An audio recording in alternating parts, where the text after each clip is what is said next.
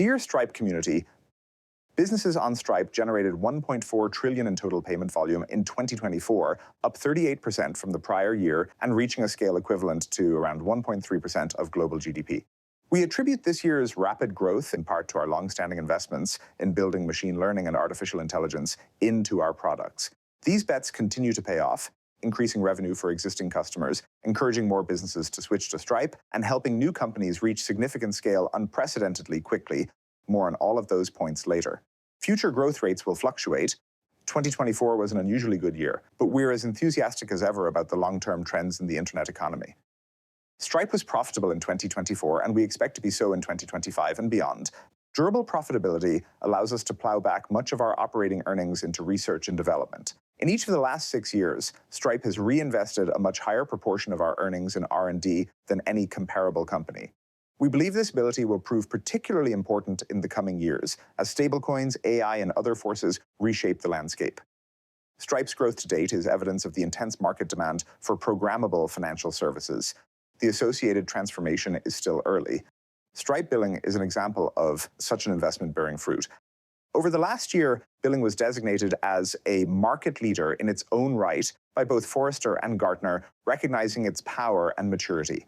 As we forecast in our 2023 letter, Stripe's revenue and finance automation suite, with Billing at its core, has now passed a $500 million revenue run rate.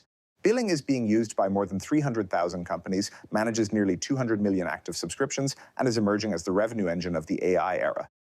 The businesses on Stripe span every chromosome of the economic genome. From top corporate leaders, half of the Fortune 100 uses Stripe, to hyper-growth companies, we count 80% of the Forbes Cloud 100, and 78% of the Forbes AI 50 as customers, to newly formed upstarts. 1 in 6 new Delaware corporations incorporates with Stripe Atlas. At any scale, Stripe customers share one important characteristic: outsized growth. In aggregate, the revenue that businesses process on Stripe is growing 7 times faster than that of all companies in the S&P 500. Creative destruction and reconstruction. The US corporate sector is both a cradle of invention and a densely populated graveyard of companies that had fabulous futures in their pasts. Of the 500 companies in the S&P 500 at its inception in 1957, only 53 remain in the index today. More than half of that remaining 53 use Stripe.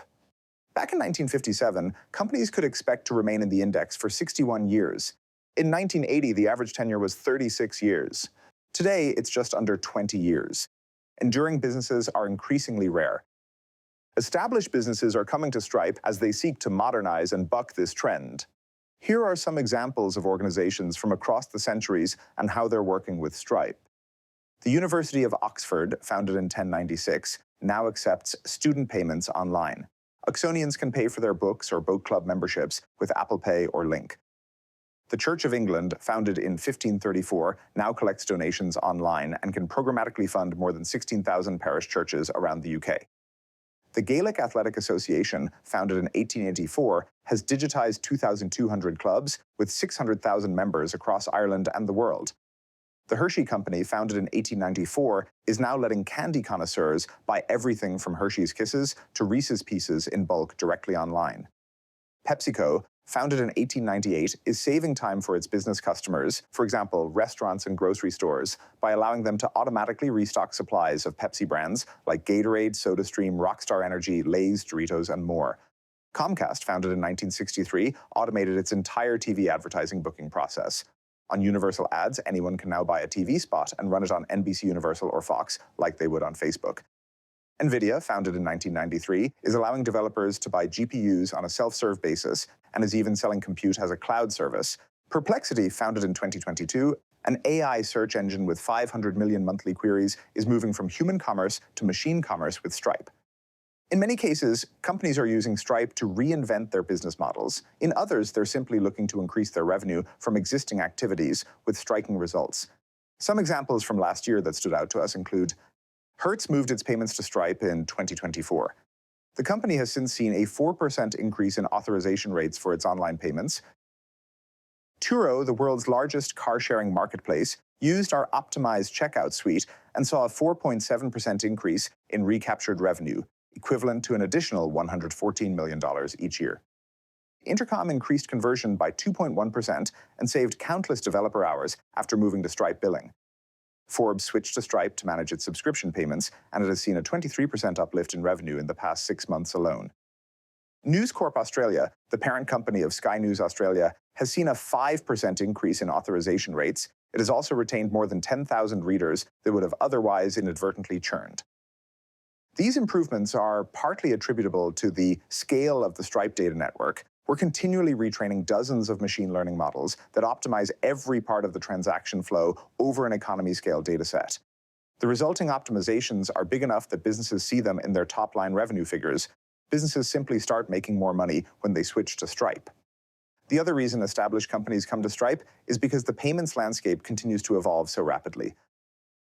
Businesses need to adapt to the proliferation of new payment methods and business models, the growing sophistication of fraudulent actors, the ever more exacting expectations of consumers, and the transformation in the commerce experience instigated by AI. Our customers recognize that being on a legacy payments platform puts them at risk of being left behind. The AI economy. We're seeing an AI boom on Stripe. We are partnered with a large number of companies with rapidly growing businesses, including OpenAI, Anthropic, Suno, Perplexity, Midjourney, Cognition, 11 Labs, LangChain, Pinecone, Mistral, Cohere, Sierra, Decagon, Invideo, and countless others that aren't yet household names, but may become so at any moment. Our 2024 data shows these startups are building businesses at record pace. Cursor, the AI-powered coding assistant, raced to over $100 million in recurring revenue in just 3 years. We're also seeing the likes of Lovable, which hit $17 million ARR in just 3 months, Bolt, achieving $20 million ARR in 2 months, and Kodo radically lower the barrier for turning software ideas into working applications. Much as SaaS started horizontal and then went vertical, first Salesforce and then Toast, we're seeing a similar dynamic playing out in AI. We started with ChatGPT, but are now seeing a proliferation of industry-specific tools. Some people have called these startups LLM wrappers. Those people are missing the point. The O-ring model in economics shows that in a process with interdependent tasks, the overall output or productivity is limited by the least effective component, not just in terms of cost, but in the success of the entire system. In a similar vein, we see these new industry-specific AI tools as ensuring that individual industries can properly realize the economic impact of LLMs and that the contextual data and workflow integration will prove enduringly valuable. Examples in this vein include Abridge, Nabla, and DeepScribe, which are rethinking medical and patient care, while Studio is reshaping how real estate businesses market property. Architects are using Sketch Pro to instantly render designs with simple text prompts. Restaurants are using slang.ai to take phone reservations, and property managers are unifying customer support with Host AI. Harvey, whose AI legal assistant is used by many Fortune 500 companies, quadrupled revenue in 2024. AI will even change the basic modalities of online commerce. We've long optimized checkouts for humans, but we're now doing the same for AI agents, starting with our Agent SDK, launched last November. We're also making it easy for agents to spend money with virtual cards created through Stripe issuing, which allows users to approve or decline authorizations programmatically, ensuring that agents only buy what you want them to. And yes, there are built-in spending controls. Nobody wants a T1000 going wild on the family credit card. Our agent toolkit is already being downloaded by developers thousands of times every week as startups build new kinds of autonomous critters. 11 Labs used our toolkit to let a voice agent autonomously manage subscriptions and refunds, while Perplexity and Payman are using Stripe to enable new agentic ways to spend and move money. Overall, we are ensuring that Stripe is well positioned to serve the next chapter of the economy. More than 700 AI agent startups launched on Stripe last year, a figure that we expect will be substantially eclipsed by the total in 2025. Vertical SaaS, Main Street's growth lever. From 2005 to 2017, independent pizzerias in the United States saw a decline in numbers as the industry franchised. Then that trend inverted in 2017. By 2023, more independent pizzerias launched in America than in any other year on record. We think the rise of vertical SaaS is at least partly responsible. From a platform like Slice, dedicated specifically to the needs of pizzerias, new businesses can get a logo, website, payment system, ordering system, marketing toolkit, and branded boxes. Basically everything else they need to operate their pizza business, except an oven and the perfect sauce. They can remain independent while still benefiting from a franchisee's economies of scale. Today, 60% of all small businesses in America use vertical SaaS platforms to help run their business. Arborists use Single Ops, towing companies use Trek Zero, which even has a State of Towing podcast, and liquor stores use Transformity's AI-driven inventory management. If you want to open a med spa, Moxie can get you going in 30 days. Independent law firms use Clio, pool cleaners use Skimmer, churches use Tithe.ly, Subsplash, or PushPay, synagogues use Schulware, truck dealerships use Proceed, and funeral homes use Meadow Memorials or Tribute Technology. These platforms and more than 14,000 others use Stripe to offer payment services to their customers. And across nearly every sector of the economy, we see more and more independent businesses leveraging software platforms for impressive growth. In the US, 6.3% of SMBs powered by vertical SaaS platforms on Stripe earn $1 million in total revenue in their first year, nearly 60% more than in one benchmark comparison set. The 43% of US GDP that is driven by small businesses contains untapped potential energy. 77% of these businesses say growth capital is hard to come by. Vertical SaaS with Stripe Capital can help. Last year, hundreds of thousands of independent businesses using platforms like Jobber or Housecall Pro logged into their software to find an offer for growth capital waiting for them. Funds arrive in under 48 hours and are repaid as a percentage of sales. No lengthy applications to fill out, no trips to the bank with reams of printed PDFs, no denial from an underwriter who can't wrap their head around the business. The majority of recipients report using the loans for growth investments, and 98% of companies that receive funding this way say they do it again. We see significant potential for vertical SaaS platforms beyond financial services. We wrote earlier in this letter about the rise of vertical AI, and it's unsurprising that vertical SaaS companies are leading protagonists. Jobber Copilot analyzes data, prepares marketing campaigns, and even automatically responds to customer calls on behalf of home services businesses. Practice Better is enabling health professionals to take better notes and focus on their patients. And Fundraise Up is giving charities AI to encourage their donors to be even more generous. It took many years for smaller companies to benefit from previous technological revolutions, but vertical SaaS is bringing AI to the small business economy right away. Vertical SaaS started and is most mature in the US, but is now becoming a global phenomenon. Over a quarter of Australian small businesses are using vertical SaaS, as are nearly a fifth of small businesses in the UK. Other markets like Singapore, 14%, France, 8%, and Germany, 5%, are more nascent, but adoption is growing quickly. We're seeing platforms like ServiceMate and Ignition in Australia for tradespeople and professional services respectively, All O in Germany for restaurants, Playtomic in Spain and Anybody in France for sports clubs, and Canterley in Singapore for equestrian management, all taking off. All countries want their small businesses to succeed, yet economics research consistently finds that large firms are faster in adopting technology. Vertical SaaS is how we ensure that small and medium-sized businesses fully benefit from software, the internet, and AI. This in turn highlights why internet-native programmable financial services are so important. They're the foundation that vertical SaaS platforms need to flourish. Fighting industrialized fraud.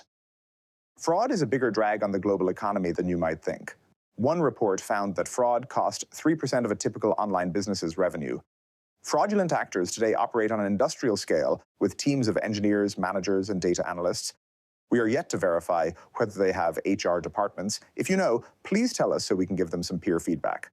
Fraudulent actors generally target times when fraud teams are offline. We see more fraud on Saturdays, Sundays, and Mondays, but we see subtler patterns too, like the fraudsters' own work schedules. Fraudsters are particular about their lunch breaks.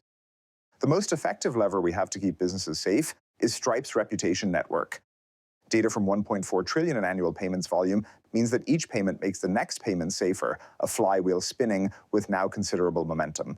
Stripe Radar develops a notion of trust for not only credit cards, but email addresses, IP addresses, phone numbers, shipping addresses, devices, and many more details besides. This trust allows Stripe to precisely distinguish between expected and suspicious behavior. In doing so, scale matters. When a credit card is used for a payment, there is a greater than 92% chance that Stripe has encountered the same card before. We can then compare this transaction to prior behavior. For instance, if we see a card being used with a new email address, the very newness of the email address is a suspicious fact, with a 60% higher likelihood of fraud. There are less obvious patterns to watch for too. Our models passively learn which shipping addresses are owned by freight forwarders, the improbable number of distinct buyers per address, billing addresses far from shipping addresses, etc., and weigh that fact an appropriate amount. We're happy to facilitate commerce for people on the move. We don't want anyone defrauding innocent businesses. No single data point is dispositive, but across thousands of them, we can piece together an accurate picture. Fraud is an adversarial business. Fraudulent actors are always refining their methods. Last year, we saw card testers. Card testing refers to illicit attempts to identify valid card credentials, move from guessing card details to online card skimming. Criminals use social media to share fake websites with too-good-to-be-true deals, with the sole aim of stealing your credit card number. Those payment details are often sold off in tranches that are then tested out in the wild. Detecting this activity isn't trivial. You might think the obvious approach is to monitor for sudden payment volume spikes on a single business, but this is easily confused with genuine flash sales or a new product launch, which would be the very worst time to wrongly intervene. Our counterintelligence teams also lurk in the internet's sketchier chat groups to proactively discover compromised credentials and ensure they're flagged by Stripe. But this too is only one approach among many. While LLMs mostly deal with knowledge that changes slowly, the laws of physics haven't changed since we started asking Claude for explanations. Fraud distributions are not stationary. Fraudulent actors adapt their behavior as soon as they're thwarted. As such, we also enable our models to adapt in real time so that future decisions benefit from all prior data. When a Stripe radar fraud model makes a decision on a payment, it knows about events that occurred 100 milliseconds ago across the Stripe network. We've open-sourced some of the infrastructure we built for this. With these and other techniques, we reduced card testing on Stripe by over 80% in the past 2 years, protecting our customers from billions of fraudulent transactions. Fraudsters, you're going to have to start working through your lunch breaks. Stablecoins, room temperature superconductors for financial services. In October, we announced our acquisition of Bridge, the world's leading stablecoin orchestration platform. Bridge enables businesses to do almost anything involving stablecoins. They make stablecoin-based applications easy to deploy and scale. They're used by everyone from Scale AI to the world's largest hodler, the US government. The top stablecoin use cases today involve tangible, real-world activity. CFOs use stablecoins to manage corporate treasury, immigrants use them for remittance, citizens of countries with unstable currencies use them for dependable savings, and payments teams use them to enable customers from countries with low card penetration. Some of our favorite examples: SpaceX uses Bridge to repatriate funds from Starlink sales in Argentina, Nigeria, and other markets. DollarApp, a neobank in Mexico, uses Bridge to help individuals receive USD payments from payroll providers like Deal. AirTM uses Bridge to disperse payments to workers all over Latin America. Why care about stablecoins? Improvements to the basic usability of money make economies more prosperous. Consider the transitions from coins to banknotes, from the gold standard to fiat currency, and from paper instruments to electronic payments. Stablecoins are a new branch of the money tree. Such transitions occur with some regularity over the centuries, and the effects tend to be large. Stablecoins have 4 important properties relative to the status quo. They make money movement cheaper, they make money movement faster, they are decentralized and open access and thus globally available from day one, and they are programmable. Everything interesting follows from these characteristics. The speed and cost advantages that stablecoins now enjoy are recent advances in the cryptocurrency ecosystem, beginning with the invention of modern cryptocurrency with the Bitcoin white paper of 2008. It has taken many years of research and patient systems engineering to make the decentralized technologies competitive with existing financial infrastructure. The fundamentals for stablecoin adoption have only recently fallen into place, enabling the explosive growth we now see. Stablecoin transaction volumes more than doubled between Q4 2023 and Q4 2024, and the number of monthly active stablecoin wallets has now reached 40 million. For too long, the crypto economy was an isolated atoll with vibrant native customs, but few exports to the rest of the world. A token for increasing leverage in trading NFTs, an interesting practice, but probably not one that's going to reshape global commerce. Stablecoins, though, are an immensely important export to the rest of the world. In reasoning about stablecoins, 2 comparisons are relevant: the petrodollars and eurodollars. The petrodollar system refers to agreements between the US and Gulf states, originally just Saudi Arabia, to have international oil purchases priced in dollars and much of the proceeds reinvested in US treasuries in exchange for military and security guarantees. These agreements created more demand for US dollars, in turn allowing America to maintain lower interest rates and strengthening the dollar's position as the world's preeminent reserve currency. Stablecoin issuers will, in a similar way, be large buyers of US debt and create more dollar strength. The eurodollar system, in turn, provides an interesting comparison around access to the dollar. Eurodollars refers to a system of US dollar storage at banks outside the United States. The confusing name stems from European banks being the first hub for this activity, though it now happens around the world. Eurodollars became very popular among non-US corporations, despite being far unwieldier than stablecoins. We expect that stablecoins, as an easier-to-use and more accessible version of eurodollars, will bring similar benefits to a much broader group of actors. We further note with interest that despite regulatory uncertainty in the United States, early stablecoin adoption has shown a notable US dollar preference, with an estimated 99% of stablecoin balances being USD-based. Macro effects aside, Stripe's platform will be the best way to build with stablecoins. We are already in discussions with some of the world's largest enterprises, helping them assemble stablecoin strategies, such as faster global expansion or easier custody of funds. If your business has needs or ideas in this space, please do get in touch. European prosperity. In recent months, spurred significantly by Mario Draghi's report for the European Commission, Europe's economic challenges have come to the forefront of public discussion. While the economies of the US and Europe were similarly productive in 1990, there has since been a stark divergence, with US productivity per hour worked reaching $104 as compared with a plateau of something closer to $85 per hour in Europe. Contrary to popular belief, the European economy isn't weakened because people take longer lunch breaks or because the continent takes the month of August off. European working hours have actually been increasing. The European economy is challenged because it's getting less output from each hour worked. In his report, Draghi appropriately describes this as an existential challenge for the continent. One might wonder, how closely do these macroeconomic figures connect to the experiences of the kinds of entrepreneurs and high-growth companies that Stripe works with? We recently ran a survey of US and European founders, and the answer is distressingly closely. 45% of European founders say that the European business climate is getting worse, compared with only 15% of US founders. Even more strikingly, founders in Europe are twice as likely to see North America as an opportunity for growth than Europe itself. Furthermore, 66% of European founders say that European technology-related policy changes over the past 4 years have been unhelpful. 13% say they've helped. Some say that the European economy has lost its way and that the decline can't be arrested. We can't allow that to happen. We are proud Europeans. Stripe maintains a headquarters in Ireland, in addition to South San Francisco, and Stripe serves a very large number of businesses across the European continent. We thought we would take this opportunity to highlight a few points that we observe from our position at the intersection of technology and financial services. First, the evidence suggests that Europe needs a broader, deeper, and more diverse array of financing solutions. In the US, almost 80% of corporate lending is now from non-bank sources, compared to just 32% in the EU. This raises the cost of capital for European firms, which in turn lowers investment rates. A 2019 IMF report expands on this point. The European VC landscape is similarly behind. While the US invests around 0.7% of GDP in high-growth firms, that figure is less than 0.3% in Europe. Some of this difference stems from more conservative sources of wealth. Large US pension funds, for example, have spotted the attractive returns of the venture sector, thus helping finance its growth, but large pools of European capital have generally shied away. Large-scale capital market reform is not sexy, but we think it would be tremendously beneficial for the European economy.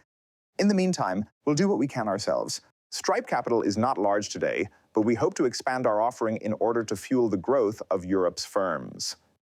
Second, Europe clearly needs major regulatory reform and simplification. EU Commission President Ursula von der Leyen recently said that there is too much complexity and that administrative procedures are too cumbersome.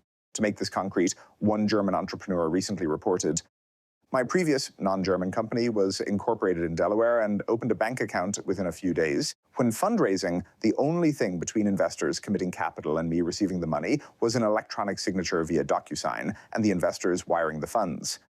Because of the notary system in Germany, the process for my new company will be incredibly painful. Setting up the corporate structure will take 2 to 3 months.